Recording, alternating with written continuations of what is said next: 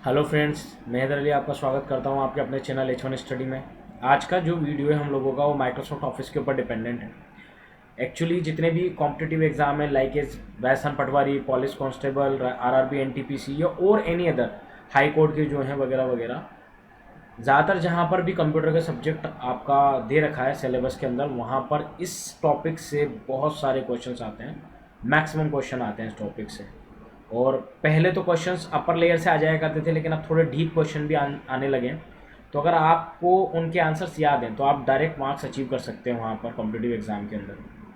तो हमें क्या करना है, हमें सिंपली माइक्रोसॉफ्ट ऑफिस को कवर करते हुए चले जाना है। इससे रिलेटेड हम क्वेश्चन आंसर लास्ट में करेंगे, तो वहाँ पर हमारी सारी क्वेरी जो है वो रिजॉल्व हो जाएगी। अच्छा, अगर इस वीडियो से लेकर आपके मन में कोई मॉडिफिकेशन, कोई सजेशन है तो आप कमेंट बॉक्स में दे सकते हैं, ठीक है। और अगर आपके लिए वीडियो हेल्पफुल रहा हो तो लाइक एंड सब्सक्राइब करें और बेल आइकन को प्रेस कर दें, ताकि फर्दर आने वाले जो वीडियोज़ हैं उनके नोटिफिकेशन आपको मिलते रहें। तो चलिए बिना देर किए वीडियो को स्टार्ट करते हैं।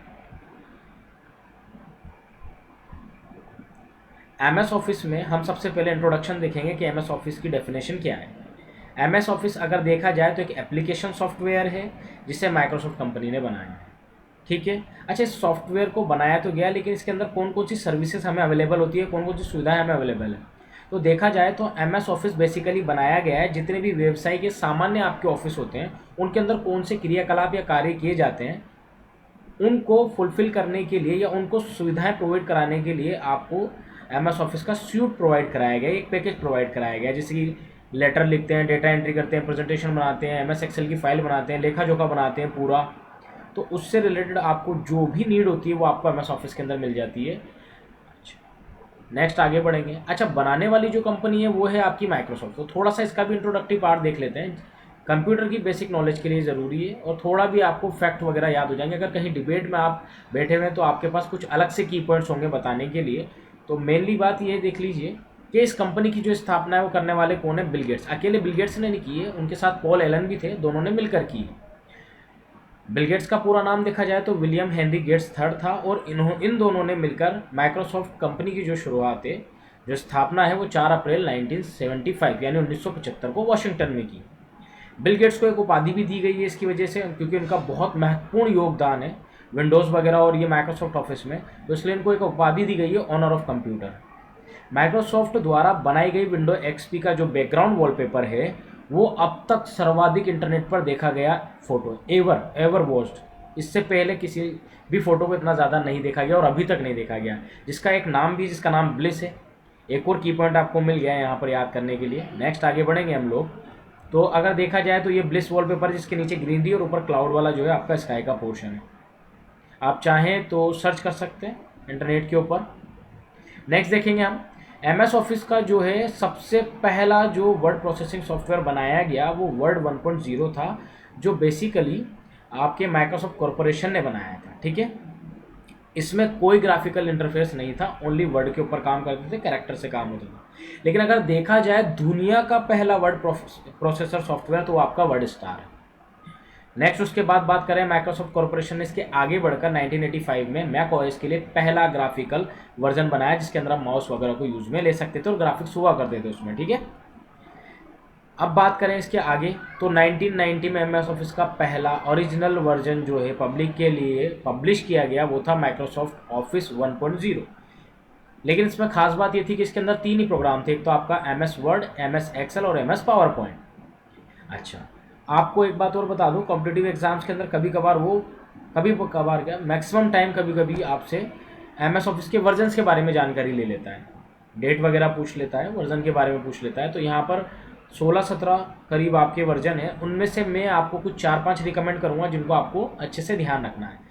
जैसे कि सबसे पहला तो एम एस ऑफिस 1.0 है, जो 19 नवंबर 1990 में रिलीज़ हुआ था। लेकिन उसके बाद आपको ध्यान रखना है तो वो है आपका 5th नंबर का, यानी आपका 5th नंबर क्या, विंडोज़ 95, जो कि 7.0 वर्जन है, और ये 1995 के अंदर आपका रिलीज़ किया गया था। फिर उसके बाद अगर कोई आप बात करेंगे तो 98 की बात कर लें, उसको थोड़ा याद रख लें। देन 2007 आपका बहुत लॉन्ग स्पान, काफ़ी लंबे टाइम तक चलने वाला, बहुत ही पॉपुलर इसका वर्जन रहा है। देन अगर आपसे अगर पूछा जाता है कि नवीनतम वर्जन, तो नवीनतम वर्जन इसका 17 है, यानी 2019 वाला एम एस ऑफिस 2019 इसका नवीनतम वर्जन है, ठीक है। एमएस ऑफिस की डेफिनेशन हो गई, वर्जन हो गए। अब अगर हम बात करेंगे तो एमएस ऑफिस के कंपोनेंट के बारे में बात करेंगे, इसमें कौन कौन से प्रोग्राम हैं। सबसे पहला प्रोग्राम है आपका एमएस वर्ड, जिसके अंदर आप एडिटिंग करते हैं कैरेक्टर्स वगैरह की या आप टेक्स्ट वगैरह की। तो टेक्स्ट की editing, typing, formatting, printing etcetera, उसको मैनेजिंग, मर्जिंग, सॉर्टिंग वगैरह जो भी आपको करनी है, आप कहाँ पर करते हैं उसको, एमएस वर्ड के अंदर करते हैं। एमएस वर्ड में बनने वाली फाइल आपकी कौन सी होती है, डॉक्यूमेंट फाइल होती है, ध्यान रखिएगा। इसका एक्सटेंशन 2003 तक के जितने भी वर्जन है एमएस ऑफिस से, उसके तो .coc हुआ करता था। देन उसके बाद 2007 से लेकर अभी तक के जितने भी वर्जन है उसमें .docx हुआ करता है, ठीक है। अच्छा, इसके बाद एक और बात है, अगर इसके अंदर आप कोई टेम्पलेट बना दें तो उसका 2003 तक जो आपका वर्जन का एक्सटेंशन था वो था .dot, लेकिन वही वैसे ही जैसे अभी हमने यहाँ पे doc के बारे में पढ़ा, 2007 में वो .docx हो गया। तो ये आपको थोड़ा सा डिफरेंस याद रखना पड़ेगा, 2003 के पहले x नहीं था, 2003 के बाद x लगने लग गया, ठीक है। अच्छा, उसके बाद बात करेंगे, अगर हम एमएस वर्ड की बात करते हैं तो पहला वर्जन जो 1.0 बनाने वाले आपके चार्ल्स सिमनॉय और रिचर्ड ब्रॉडी थे, ठीक है। अच्छा, इसका सेकेंडरी नाम विनवर्ड है। हाँ, इसके बारे में थोड़ी सी डिटेल या ट्रिक मान लीजिए आप, थोड़ा सा ये कि अगर आपको इसको डायरेक्ट ओपन करना है रन प्रॉम्प्ट से, तो आपको क्या करना है, कुछ नहीं करना, रन विंडो स्टार्ट करनी है विंडो प्लस आर बटन से, ये शॉर्ट की है। देन उसके टेक्स्ट बॉक्स के अंदर आपको टाइप कर देना है विनवर्ड और एंटर टाइप कर देना है, आपका एमएस वर्ड डायरेक्ट ओपन हो जाएगा, ठीक है। एमएस एक्सेल की बात करें तो एमएस एक्सेल आपका एक स्प्रेडशीट प्रोग्राम है जिसके अंदर आपके रोज और कॉलम की फॉर्म में सेल्स बने हुए होते हैं, जहां पर हम ज़्यादातर कैलकुलेशन या फॉर्मूला से रिलेटेड जो भी वर्क है वो यहाँ पर करा करते हैं, ठीक है। अच्छा, अगर बात की जाए दुनिया का पहला इलेक्ट्रॉनिक स्प्रेडशीट तो वो था आपका विसिकल, ठीक है। ये एक स्प्रेडशीट प्रोग्राम है जिसमें ग्राफिकल रिप्रेजेंटेशन तथा फॉर्मूला निर्माण, कैलकुलेशन, एडिटिंग आदि की जाती है। अच्छा, इसके अंदर आपको बेसिकली बार ग्राफ वगैरह और ये सब आती बता सकते हैं, जिससे आपको पता लग जाएगा एनालिटिक्स किस तरीके की हो रही है। इसमें डेटा रो और कॉलम से बने सेल्स में रखा जाता है, जिसका उपयोग रिजल्ट बनाने या कैलकुलेशन, आपने देखा होगा आपकी जो स्कूल की जो रिजल्ट्स वगैरह होते हैं, डेटा होते हैं स्टूडेंट्स का, वो बेसिकली एक्सेल के अंदर रखा जाता है। यहाँ से इसको एक्सेस करना बड़ा आसान होता है। ऐसे जैसे हमने विनवर्ड नाम देखा वर्ड डॉक्यूमेंट का, उसी तरह एक्सेल का नाम भी आपका एक्सेल हुआ करता है। और आप उसी तरीके से रन प्रॉम्प्ट के अंदर विंडो प्लस आर दबाकर टेक्स्ट बॉक्स में एक्सेल टाइप करें, आपका ये भी डायरेक्ट टाइप ओपन हो जाएगा। अब बात करते हैं थर्ड नंबर पे माइक्रोसॉफ्ट एक्सेस की। माइक्रोसॉफ्ट एक्सेस बेसिकली बहुत सारे सॉफ्टवेयर प्रोग्राम के लिए आपका डेटाबेस क्रिएट करने के काम में आता है, यानी बैकग्राउंड में जितना भी डेटा है, जैसे कोई स्टूडेंट है तो उसका नेम, उसके फादर का नेम, उसका एड्रेस, उसका मोबाइल नंबर, कौन सी स्टैंडर्ड के अंदर है, कौन सी क्लास के अंदर है वो, वगैरह वगैरह, ये सारी डिटेल आपकी किस में होती है, डेटाबेस के अंदर। तो अगर देखा जाए तो इस डेटाबेस में हम कोई भी फॉर्म बना सकते हैं, किसी भी सॉफ्टवेयर का डेटाबेस प्रोग्राम तैयार कर सकते हैं, टेबल के रूप में डेटा को कलेक्ट करता है और किसी भी सॉफ्टवेयर के लिए डेटाबेस क्रिएट करने के काम में आता है। इसको भी हम बाकी अदर एक्सेल और डॉक्यूमेंट की तरह एमएस एक्सेस टाइप कर देंगे टेक्स्ट बॉक्स में रन प्रॉम्प्ट के और ओपन कर लेंगे एंटर मारकर, ठीक है। अच्छा, बात की जाए एमएस पावर पॉइंट, जो कि अनदर इंपॉर्टेंट फीचर है आपका माइक्रोसॉफ्ट ऑफिस का। ये बेसिकली आपके डिजायर टॉपिक के ऊपर प्रेजेंटेशन बनाने के काम में आता है। इसके अंदर हम स्लाइड के माध्यम से जो है पूरा कलेक्शन करते हैं स्लाइडों का और प्रेजेंटेशन बनाते हैं, और फिर F5 शॉर्टकट की से उसको स्लाइड मूवमेंट के अंदर हम शो करते हैं। अच्छा, इस स्लाइडों के अंदर आपका कौन कौन से टाइप का कंटेंट होता है, आपका टेक्स्ट होता है, इमेजेस होती हैं, साउंड होते हैं, वीडियोस होते हैं, यहाँ तक कि ट्रांजिशन और एनिमेशन भी होता है आपका, ठीक है। इन सबको जोड़कर आप आपके पसंदीदा टॉपिक जो है उसके ऊपर प्रेजेंटेशन बना सकते हैं।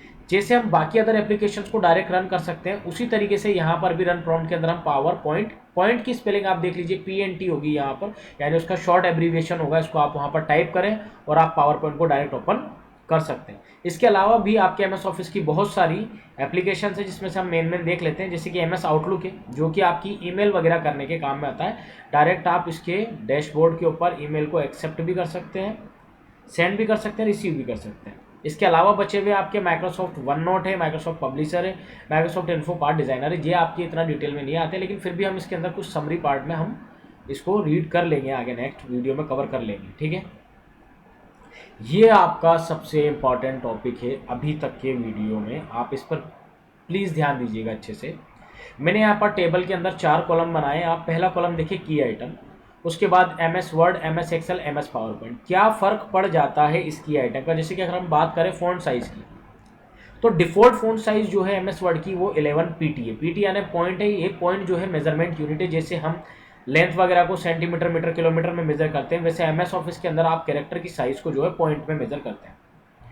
MS एक्सेल के अंदर भी 11 रहेगी, लेकिन अगर हम बात करें MS पावर पॉइंट की, तो यहाँ पर मामला थोड़ा अलग है। यहाँ पर ज़्यादातर मामला अलग हो जाता है। जैसे कि हेडिंग के अंदर डिफ़ॉल्ट रहेगी 44, बॉडी में रहेगी 32, और अगर हम कोई नोट ऐड कर रहे हैं उसमें तो 12 पॉइंट रहेगी। अच्छा, अगर मिनिमम आपकी फ़ॉन्ट साइज़ की बात की जाए तो MS वर्ड में 1 पॉइंट तक हो सकती है, MS एक्सेल में, MS पावर पॉइंट में, तीनों में 1 पॉइंट तक होती है। मैक्सिमम की बात करें तो MS वर्ड में मैक्सिमम फ़ॉन्ट साइज़ आपकी 16 यानी 1638 पॉइंट होती है। MS एक्सेल में 409 पॉइंट होती है, और MS पावर पॉइंट में 4000 पॉइंट होती है। अच्छा, बात करें फॉर्मेट टूल बार में, यानी आपके रिबन के अंदर जो फॉर्मेट टूल बार है उसमें बाय डिफ़ॉल्ट क्या दिखाई देती है? तो उसमें बाय डिफ़ॉल्ट आपकी मिनिमम दिखाई देती है 8, और अगर आप उसको स्लाइड करोगे लिस्ट को तो आपको 72 पॉइंट तक दिखाई देगी।